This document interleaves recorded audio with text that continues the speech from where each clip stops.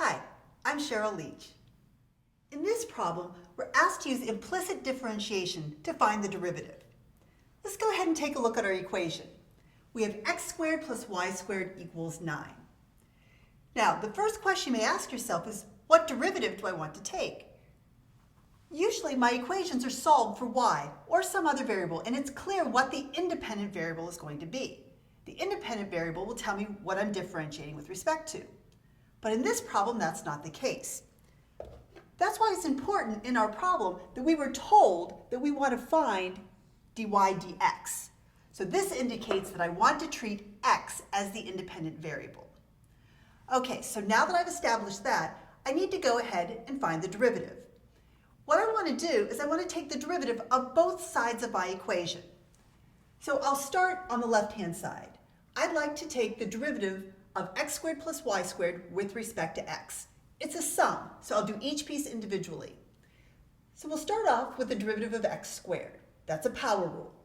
I'll bring down the 2, copy over the x, and subtract 1 from the exponent. So I have just a 2x. If you're a little concerned about differentiating with respect to x, notice that the derivative of x with respect to x is 1. So the full answer is just 2x.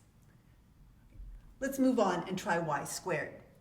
The derivative of y squared, we also need the power rule. Copy or bring down the 2, copy over the y, subtract 1 from the exponent, but this time the derivative of y with respect to x is dy dx. That completes the left-hand side.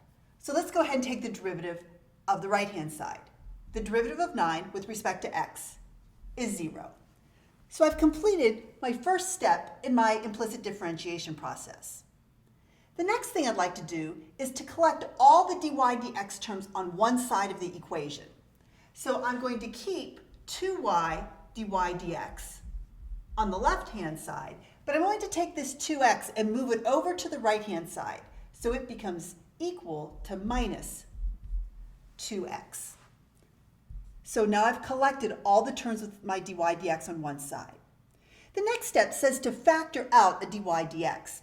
In this particular problem, I only have one term with the dy dx, so factoring is not necessary. If I had multiple terms, I'd want to factor that dy dx out. So that's really taken care of for us. The last step is to solve for dy dx.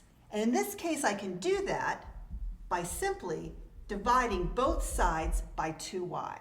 So I'll have a minus 2x divided by 2y. One last thing that I notice is that I can cancel those 2's. So my dy dx is minus x divided by y. Now notice that I'm taking the derivative with respect to x, and my answer has both x's and y's in it. That's okay. That often happens when you're using implicit differentiation. I hope that helps. Thanks.